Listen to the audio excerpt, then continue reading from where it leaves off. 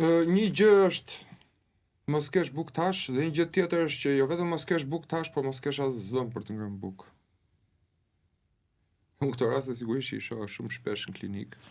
Dhe pavarësisht se klinika ime është një ambient privat dhe një biznes privat, jam përpjekur brenda mundësive të mia të ndihmoj sa më shumë njerëz.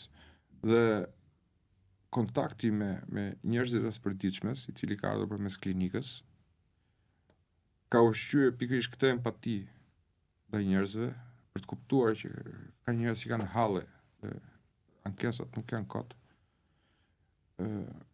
Ka bërë më të ndjeshëm dhe njëkohësisht më ka mbajtur dhe këtë gjë e kam pasur shumë të rëndësishme në të dyja karrierat e mia, ka mbajtur edhe me këmbë tok në aspektin letrar. Pra, duke qenë në kontakt me njerëzit, duke prekur hallet e njerëzve, ti jeton këtë kohë, nuk jeton një kohë mendore që nuk përket fare askund dhe është